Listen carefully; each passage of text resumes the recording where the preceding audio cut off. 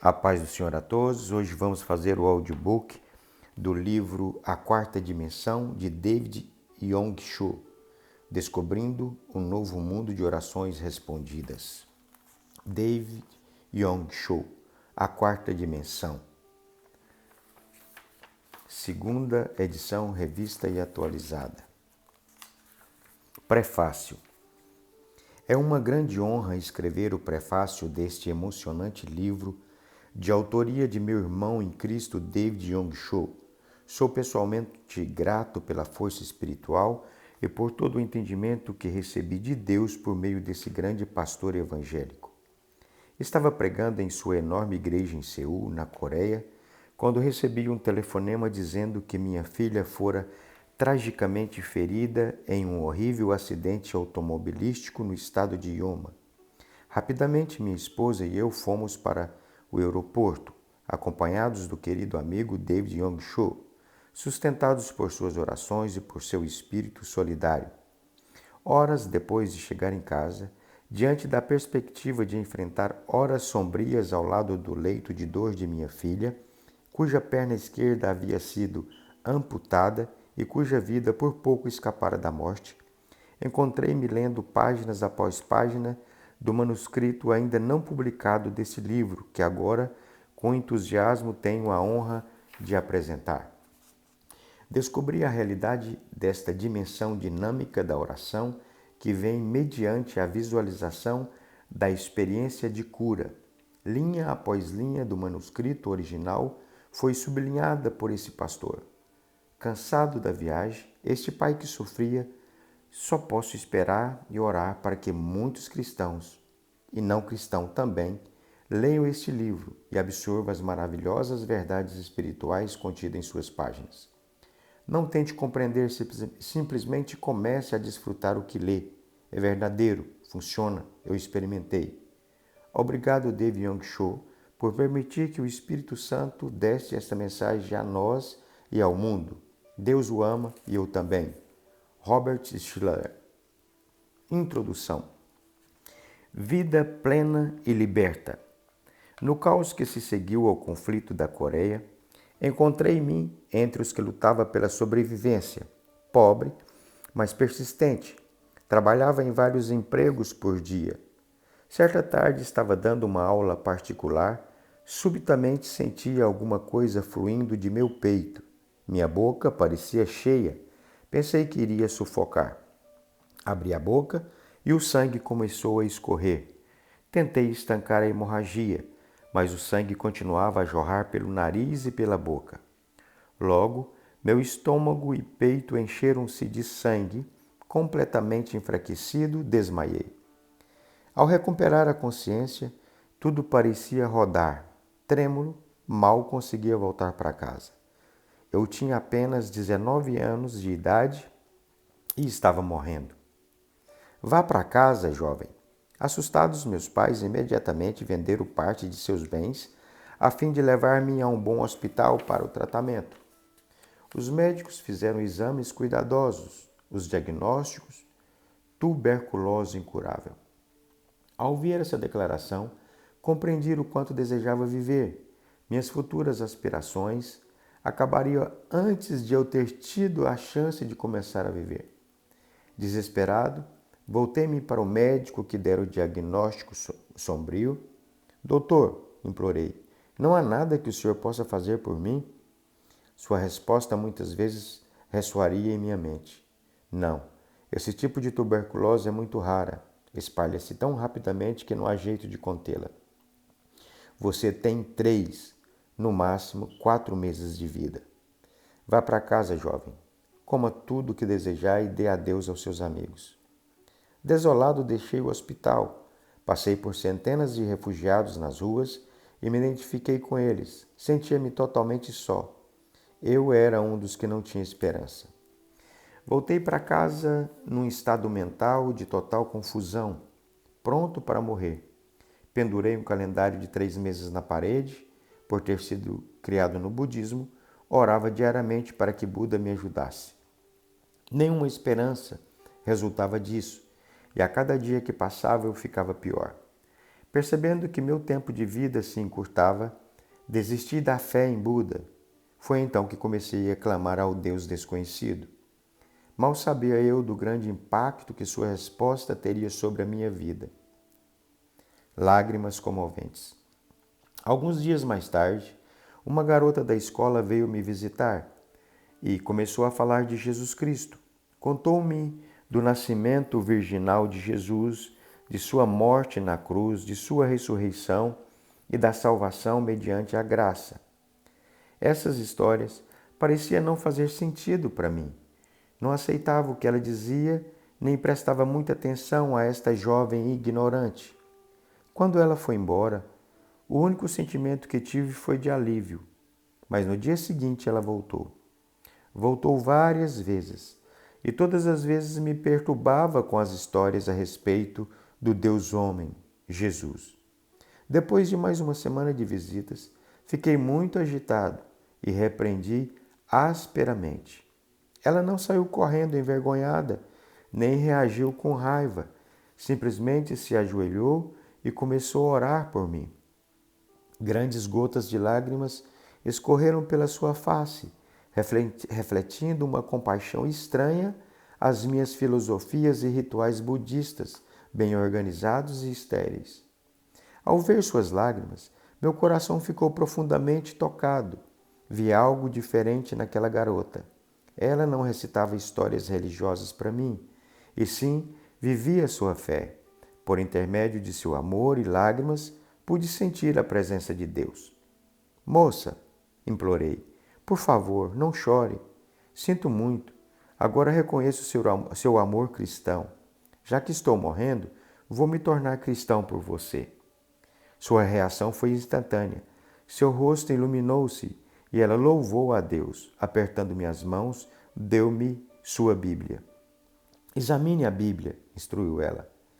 Se a ler fielmente, encontrará palavras de vida. Essa era a primeira vez em minha vida que tinha em mãos uma Bíblia. Lutando com esforço para respirar, abri-a no livro de Gênesis. Ela sorriu, abrindo a Bíblia no Evangelho de Mateus. O senhor está tão doente que, se começar em Gênesis, acho que não durará o tempo suficiente para terminar o Apocalipse. Se começar com o Evangelho de Mateus, acho que terá tempo de terminar. Esperava encontrar profundos ensinamentos morais e filosóficos, mas o que li chocou-me. Abraão gerou a Isaque, Isaque a Jacó, Jacó a Judá e a seus irmãos. Senti-me ridículo, fechei a Bíblia dizendo: Moça, não vou ler essa Bíblia. É só a história de um indivíduo que gera outro. Preferiria ler uma lista telefônica. O senhor não reconhece esses nomes agora, respondeu ela, mas à medida que continuar a leitura terão um significado especial para a sua vida. Encorajado, comecei a ler a Bíblia de novo. O Senhor vivo. Ao ler, não encontrei filosofias, teorias sistematizadas, ciência médica, nem qualquer rituais religiosos. Encontrei, porém, um tema marcante. A Bíblia constantemente falava a respeito de Jesus Cristo, o Filho de Deus. A iminência de minha morte levou-me à compreensão de que eu precisava de algo maior do que a religião, mais profundo do que a filosofia e mais alto do que a compaixão pelas tribulações da existência humana. Precisava de alguém que partilhasse minhas lutas e meus sofrimentos e que me desse vitória. Mediante a leitura da Bíblia, descobri que esse alguém era o Senhor Jesus Cristo. Essa pessoa chamada Jesus Cristo não apresentava uma religião, um código de ética, nem uma série de rituais. De modo profundamente prático, Jesus trazia a salvação à humanidade. Odiando o pecado, Cristo amava o pecador, aceitando a todos que a ele se achegavam. Profundamente cônscios de meus pecados, sabia que precisava do seu perdão. Cristo curou os doentes, os enfermos vinham a ele, e ele curava a todos os que tocava. Isso trouxe fé ao meu coração. Fiquei esperançoso de que pudesse me curar também. Cristo deu paz aos perturbados. Ele insistia: Tenha fé em Deus. Não se perturbem. Não há motivo para temor. Cristo odiava o temor, mostrando que o homem nasceu a fim de viver pela fé. Cristo infundiu confiança, fé e paz aos que foram a Ele pedindo ajuda. Esta tremenda mensagem emocionou-me. Cristo ressuscitou os mortos. Nunca encontrei um relato na Bíblia em que Cristo tivesse dirigido um culto fúnebre. Ele trazia os mortos de volta à vida, transformando os funerais em magníficas ressurreições. E o que mais sobressaía em minha mente era a misericórdia de Cristo para com os endemoniados. Durante a guerra na Coreia, muitas pessoas perderam a família e os negócios, sofrendo de esgotamento nervoso. Muitos se tornaram completamente possessos pelo maligno. Destituídos de abrigo, andavam sem rumo pelas ruas. Cristo estava pronto até mesmo a enfrentar esse desafio. Expulsou os demônios e restaurou os possessos à vida normal. O amor de Cristo era poderoso, tocava a vida e as necessidades de todos que vinham a Ele. Convencido de que Cristo Jesus estava vivo e movido pela vitalidade de seus ministérios, ajoelhei-me, pedi que Cristo entrasse em meu coração e me salvasse, que me curasse e me livrasse da morte. Instantaneamente, a alegria da salvação e a paz do perdão de Cristo me envolveram. Sabia que estava salvo. Cheio do Espírito Santo, levantei-me e gritei: Glória seja dada ao Senhor. Desse modo em diante, li a Bíblia como quem, morrendo de fome, devora sua comida. A Bíblia provia fundamento para toda a fé que eu necessitava.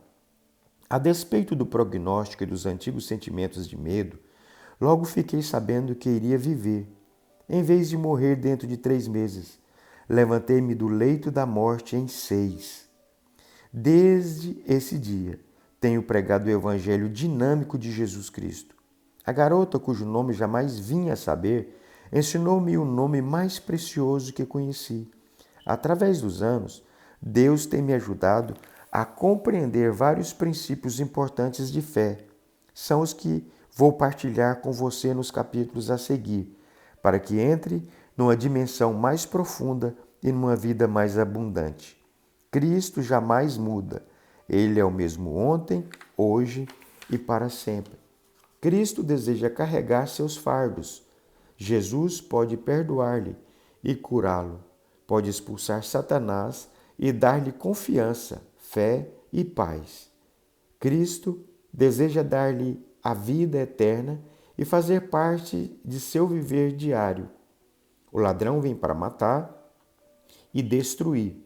Jesus Cristo veio para dar vida abundante e livre, mediante a presença do Espírito Santo. Jesus está com você nesse instante. Cristo deseja curá-lo e libertá-lo da morte. Ele é o Senhor vivo. Coloque sua fé em Jesus Cristo e espere um milagre hoje. Incubação, uma lei da fé. Deus jamais produzirá alguma de suas grandes obras senão por meio da fé que deu a você. Supõe-se que você tenha fé, porque a Bíblia diz que Deus deu a todos nós uma medida de fé. Porém, deve ter um pouco de fé. Quer o sinta, quer não. Pode ser que você tente sentir sua fé, e no momento em que dela precisar, ela se fará presente. Estará disponível para o seu uso. Como possuir 2 braços? Quando necessita deles, é só movê-los e usá-los. Não é necessário sentir que meus braços estão presos ao meu ombro para saber que eu os possuo. Há, contudo, certos modos pelos quais sua fé opera e o liga ao Pai Celestial que habita em você. A Bíblia diz que a fé é a substância das coisas que esperamos, substância que possui uma primeira etapa de desenvolvimento, de incubação, antes que seu uso possa ser completo e eficaz. Talvez você pergunte: quais são os elementos necessários colocar minha fé em ação? Há 4 passos básicos no processo de incubação. Primeiro, visão de um objetivo definido. Primeiro, a fim de pôr em prática sua fé, é preciso ter a visão de um objetivo definido. A fé é a substância das coisas, coisas nítidas, que se esperam. Se tiver uma ideia vaga de sua meta, não haverá comunicação com aquele que pode responder à sua oração. É preciso ter uma meta clara e definida. Aprendi essa lição de uma maneira muito especial. Já estava no ministério pastoral havia alguns meses e era tão pobre que não possuía bem material algum. Era solteiro e vivia num quarto pequeno. Não tinha escrivaninha, nem cadeira, nem cama. Comia no chão, dormia no chão e estudava no chão. Tinha de andar quilômetros todos os dias para desempenhar meu ministério de ganhar almas. Mas um dia, enquanto lia a Bíblia, fiquei tremendamente impressionado com as promessas de Deus. A Bíblia diz que, se tão somente eu colocasse minha fé em Jesus e orasse em seu nome, receberia tudo o que pedisse. A Bíblia também me ensinava que eu era filho de Deus, filho do Rei dos Reis e Senhor dos Senhores.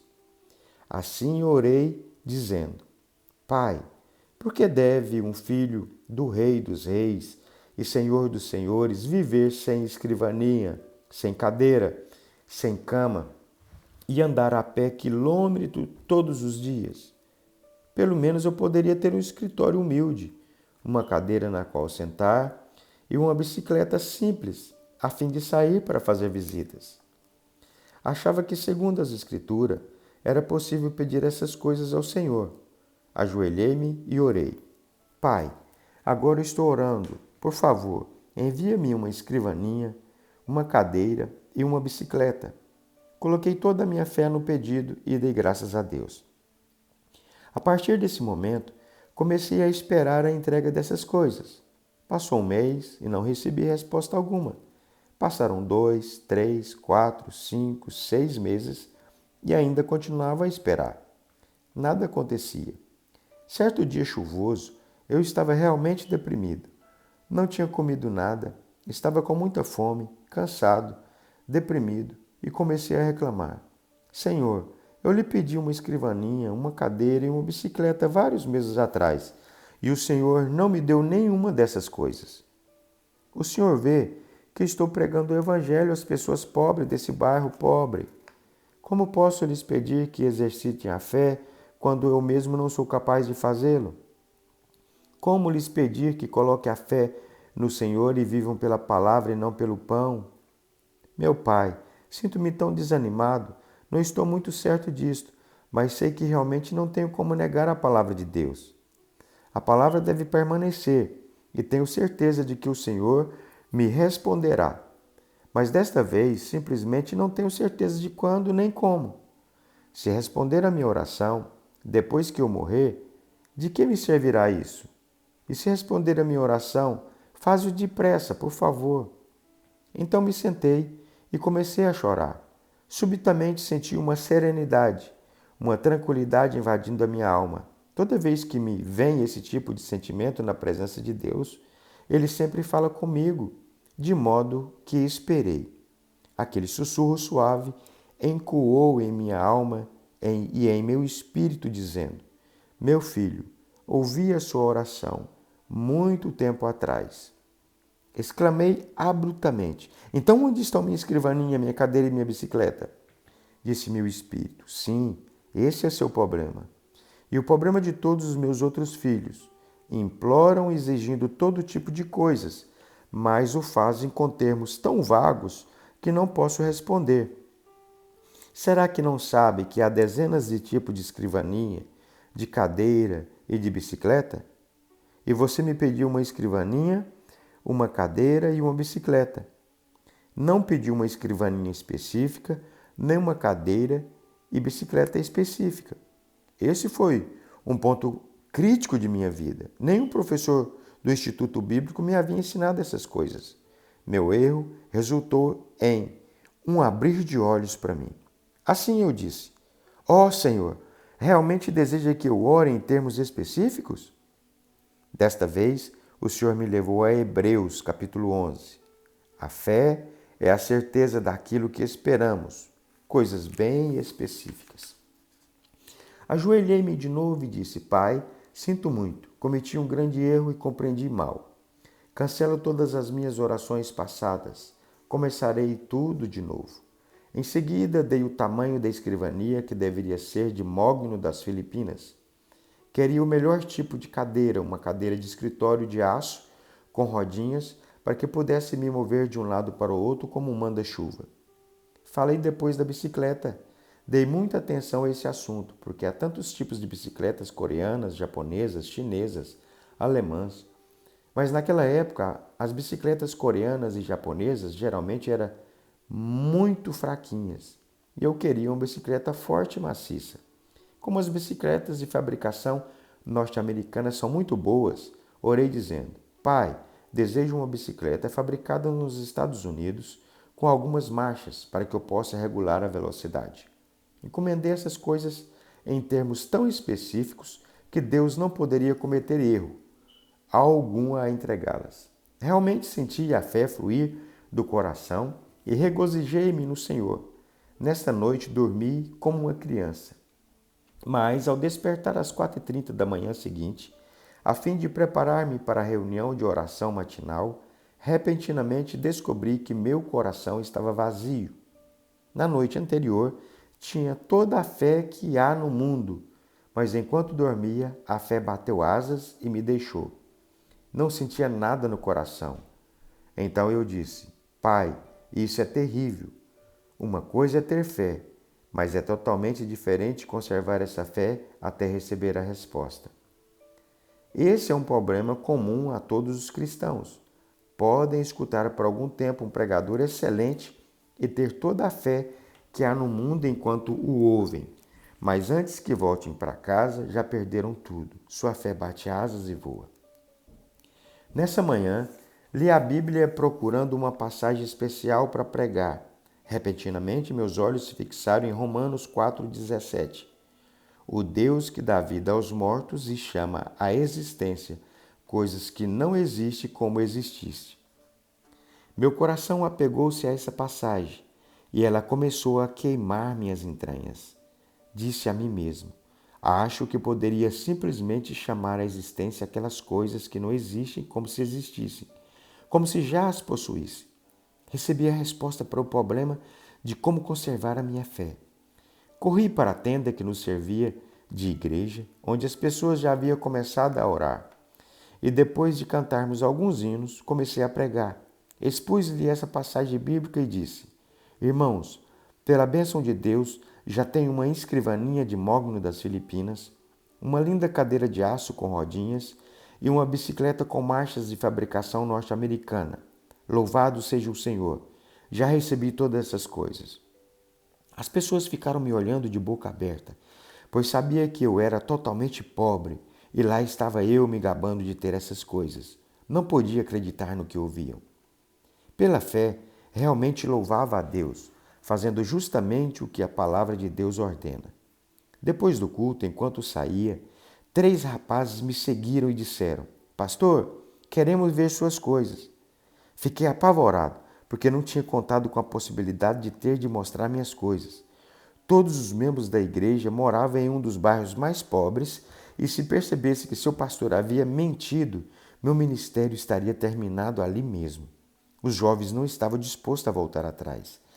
Achavam-me em uma terrível situação e comecei a orar.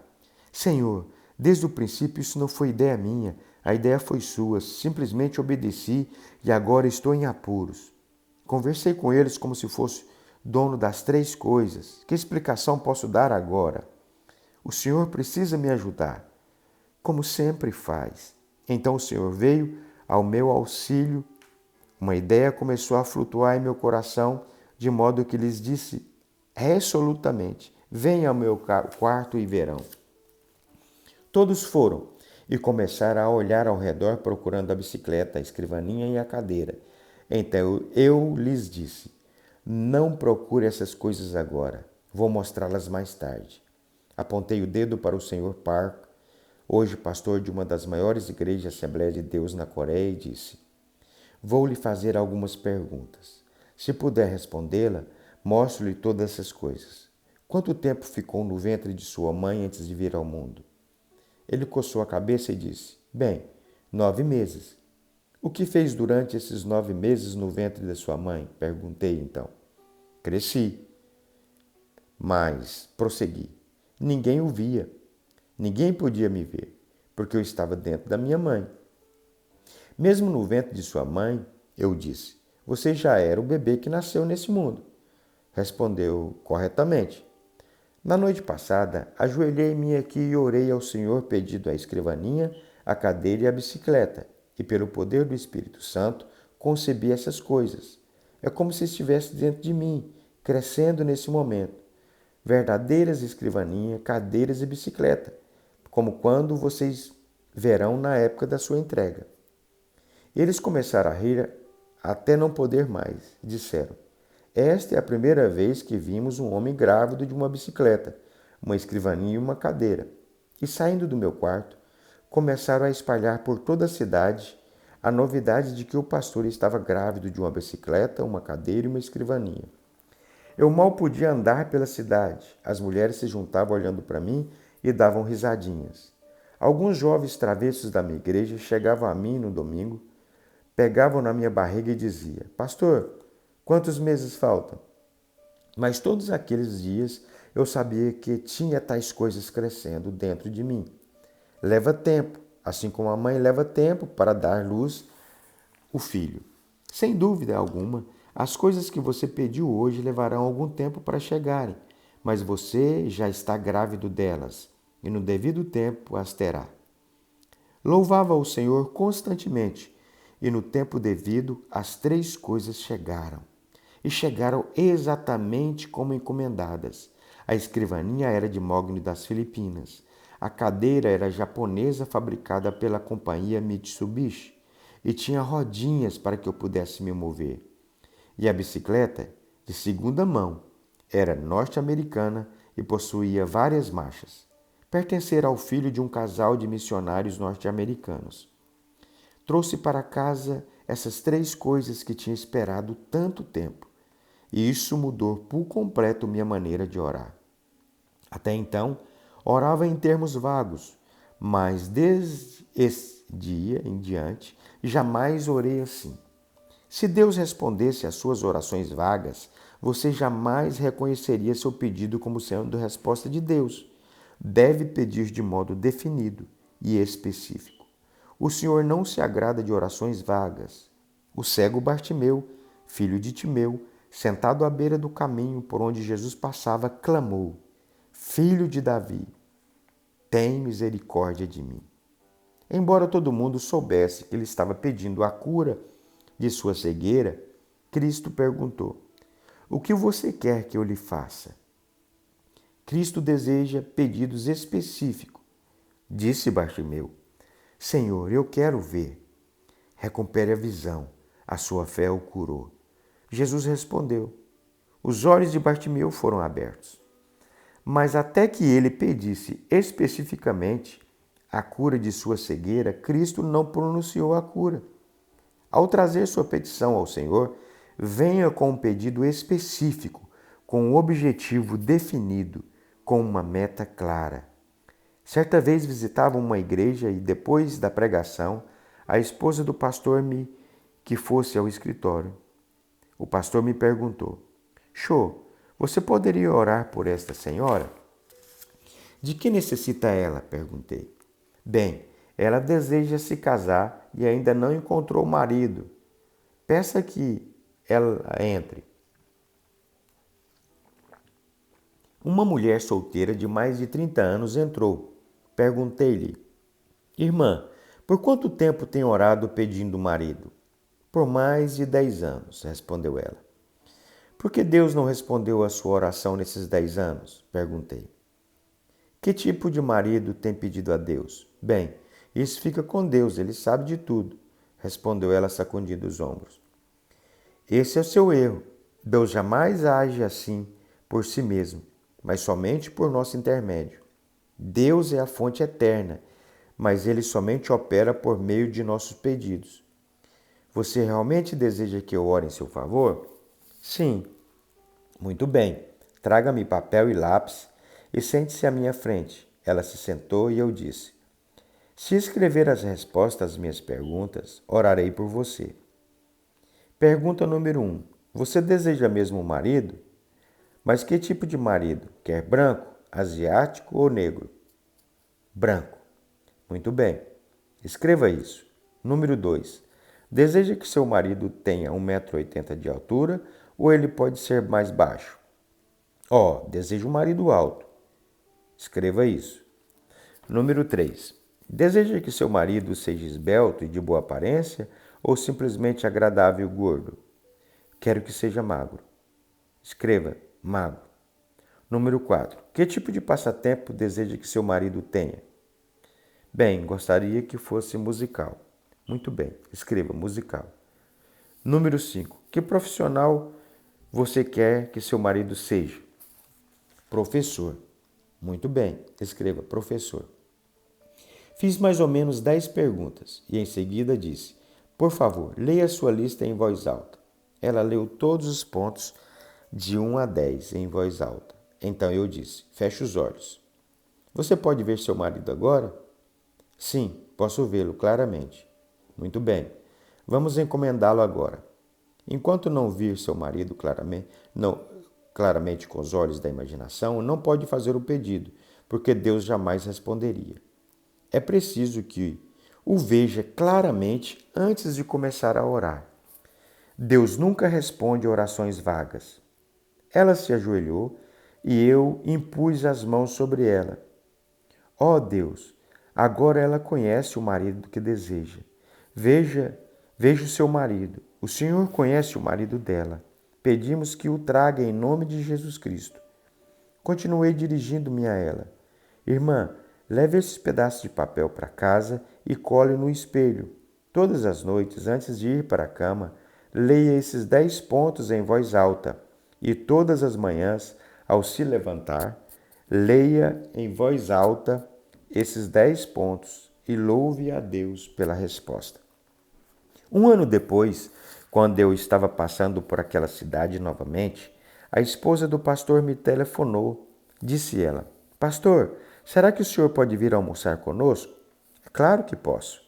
Fui almoçar com eles.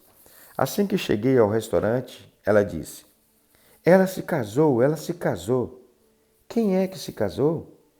Lembra-se daquela moça por quem o senhor orou? Aquela a quem o senhor pediu que escrevesse os 10 pontos? Ela se casou. Sim, agora me lembro. O que aconteceu? Naquele verão, um professor de música de um colégio veio à igreja com um quarteto para realizar um reavivamento de uma semana. Ele era solteiro e todas as moças estavam loucas por ele. Elas o assediavam, mas ele não lhes dava a menor atenção. Entretanto, ficou fascinado por aquela moça. Estava sempre com ela e antes de ir embora pediu-a em casamento. Ela, sem muita relutância, aceitou. Casaram-se naquela igreja, para a alegria de todos. E no dia do seu casamento, a mãe dela pegou aquele pedaço de papel, leu os 10 pontos para a congregação, rasgando-o em seguida. Parece história, mas realmente é assim que funciona. Desejo lembrar-lhe uma coisa: Deus está dentro de você. Deus nunca opera nada que se refira à sua vida independentemente de você. Deus só operará mediante seu pensar e sua fé. Assim, sempre que desejar receber respostas do Senhor, apresente objetivos claros. Não diga: ó Deus, abençoa-me, abençoa-me. Você sabe quantas bênçãos a Bíblia contém? Mais de 8.000 promessas. Se você disser: ó Deus, abençoa-me, Deus poderá perguntar das 8.000 promessas da palavra: qual é a bênção que você deseja? Portanto, seja bem definido. Pegue um caderno, anote, vislumbre sua meta claramente. Sempre pede que Deus concede um reavivamento à minha igreja, segundo um número definido em 1960. Comecei a orar. Deus, dá-me 1.000 membros todos os anos. Até 1969, 1.000 membros foram acrescentados à igreja todos os anos. Mas em 1969 mudei meu coração. Pensei, se Deus pode dar 1.000 membros por ano, por que não pedir que me dê 1.000 por mês? De modo que em 1970 comecei a orar. Pai, dá-me 1.000 membros por mês. Em princípio, Deus me deu 600, depois começou a me dar mais de 1.000 por mês. No ano anterior, recebemos mais de 12.000 membros em nossa igreja. No ano seguinte, elevei meu alvo e esperávamos ter 15.000 novos membros no próximo ano. Posso facilmente pedir 20.000. Quem tem um pedido definido e realmente visualiza será capaz de consegui-lo. Na época em que estava construindo o templo da igreja com capacidade para 10.000 pessoas, mesmo antes de os construtores assentarem o concreto dos fundamentos, podia vê-lo claramente em minha imaginação. Andei centenas de vezes pelo edifício e senti a presença magnífica do Espírito Santo ali. Senti a magnitude daquela igreja. A minha alma se emocionou. Você deve ter uma visão tão viva e bem delineada daquilo que deseja, de modo a ser capaz, de fato, de senti-lo em suas emoções. Se não exercitar essa lei da fé, jamais conseguirá uma resposta a tudo o que pedir. Agora, em minhas orações, sempre tento ver com clareza meus objetivos. Desejo vislumbrá-los com tamanha vivacidade que sinta na alma a emoção deles. Só então, essa primeira condição é cumprida. Tenha um desejo ardente. Em segundo lugar, se você já tem uma imagem vívida do que deseja, deve também possuir um desejo ardente de alcançar esses objetivos. Muita gente ora casualmente. Deus responde a minha oração e antes de sair da igreja já esqueceu das coisas pelas quais orou. Esse tipo de atitude jamais trará a fé, nem a resposta de Deus. É preciso ter um desejo ardente. Provérbios 10, 24 diz: o que os justos desejam lhes será concedido. Salmos 37, 4 diz: deleite-se no Senhor e Ele atenderá aos desejos do seu coração. Você precisa ter um anelo ardente por um alvo e deve continuar vendo esse alvo cumprindo. Quando comecei meu ministério em 1958, tinha um desejo ardente em minha alma, uma meta ardente de construir a maior igreja da Coreia. Esse desejo ardia dentro de mim, tanto que eu vivia com ele, dormia com ele e andava com ele. Agora, depois de 20 anos, ouço dizer que a minha igreja é a maior do mundo. É preciso ter esse anelo ardente no coração. Se não o tiver, então espere e peça que Deus o conceda. Deus não gosta de gente morna, pois é especialista somente nos bem quentes. Se tiver um desejo ardente, então terá resultados. Em terceiro lugar, você deve ter a substância ou a segurança. No grego, substância é hipostasis. Essa palavra pode significar título ou papel legal.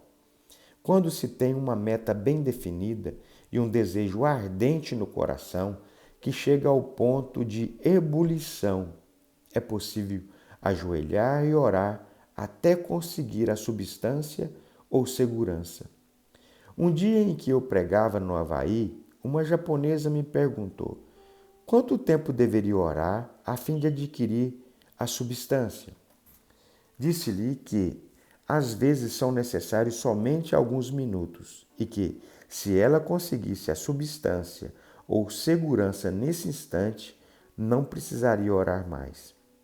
Às vezes, disse-lhe, pode levar 2 minutos, 2 horas, 2 semanas, 2 meses, 2 anos. Todavia, Qualquer que seja o tempo que leve, a pessoa deve orar até que consiga a substância. Os ocidentais vivem às voltas com o problema de viver organizados dentro de um horário apertado. Tudo é correria. Logo, não tem tempo para passar com a família, para visitar os amigos, nem mesmo para ficar quietos perante o Senhor. Tudo tem de ser instantâneo: café da manhã instantâneo, comida pré-cozida, alimentos enlatados, café solúvel instantâneo. Tudo tem de estar pronto em menos de 5 minutos. De modo que, quando vão à igreja, oram dizendo: ó Deus, responde-me, não tenho muito tempo, só 5 minutos. E se não responder rápido, esquece. Não esperam no Senhor. Os norte-americanos converteram as igrejas em lugares de entretenimentos enfadonhos. Na Coreia, acabamos com isso. Fazemos alguns avisos bem curtos e damos toda a preeminência à palavra de Deus. Depois da pregação da palavra, geralmente temos 2 ou 3 números especiais e então concluímos. A palavra de Deus sempre ocupa o lugar de maior importância no culto. Certa vez, fui convidado a pregar num culto vespertino em uma igreja no estado de Alabama, nos Estados Unidos. O culto começou às 19 horas e com anúncios, cânticos e números especiais foram gastas mais ou menos 2 horas. Eu já estava quase dormindo na poltrona. As pessoas também começavam a ficar cansadas. O pastor veio a mim e disse: pregue somente 10 minutos esta noite, porque temos um magnífico programa de televisão e gostaríamos que pregasse somente 10 minutos. Viera da Coreia convidado por eles para falar somente 10 minutos. Numa igreja como essa não se pode esperar a plena bênção de Deus. Tal igreja necessita de esperar muito tempo perante o Senhor, o que também é válido para uma pregação sólida da palavra de Deus. Isso é o que edifica a fé. A pessoa deve esperar na presença do Senhor até conseguir a segurança. Quando precisei de 5 milhões de dólares para terminar a construção do templo, tive uma visão muito clara, uma meta bem visível e um desejo ardente de ter pronto o edifício com espaço para 10.000 pessoas. Mas meu coração estava cheio de medo, trêmulo e assustado. Não tinha segurança alguma. Esses 5 milhões pareciam uma montanha e eu era como um coelho amedrontado. Para estrangeiros ricos, 5 milhões de dólares não significa muito, mas para pobres coreanos é uma soma gigantesca. Comecei a orar, como quem está à beira da morte. Disse: Senhor, já começamos a construção. Ainda não temos segurança alguma. Eu não sei onde conseguir esse dinheiro. Comecei a preocupar-me. Passou um mês e ainda não tinha paz nem segurança. Passou o segundo mês e continuava orando até a meia-noite. Saía da cama e ia para um canto chorar, com o coração despedaçado.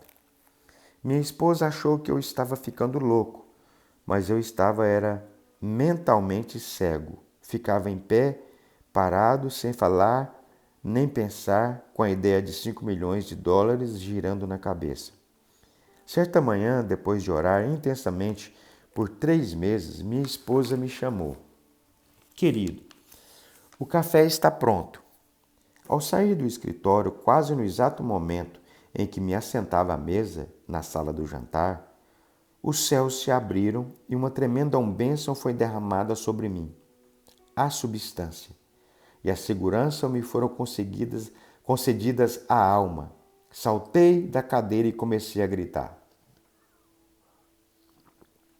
Consegui, consegui, consegui. Minha esposa saiu correndo da cozinha e quando olhei para o seu rosto, percebi que ela estava pálida. Tinha levado o maior susto. E puxando-me de lado, disse: Querido, o que aconteceu com você? Você está bem? Sente-se. Consegui. Consegui o quê? Consegui 5 milhões de dólares. Assegurei-lhe com firmeza. Você está realmente louco, disse ela. Mas, querida, Tenho esses 5 milhões de dólares dentro de mim. Estão crescendo agora. Estão crescendo dentro de mim. Subitamente, os 5 milhões de dólares tinham se transformado em um pequeno pedregulho na palma da minha mão. Orei com segurança. Minha fé os agarrou e nada fiz além de lançar mão deles. Eram meus. Já tinha a substância. Uma vez que a pessoa tem a substância, o título legal, quer veja essa coisa, quer não, virão a ser legalmente suas. Porque as coisas que pertencem legalmente a alguém têm de chegar a ser suas completamente. De modo que orei até conseguir essa segurança. Orei todo o primeiro semestre e Deus me deu a segurança de um total de 50 mil membros em minha igreja. Esses membros estavam dentro de mim, crescendo da mesma maneira que ia crescendo fora de mim. Esse é o segredo. Orar até ter a substância, a segurança. Fale a palavra. Próximo capítulo.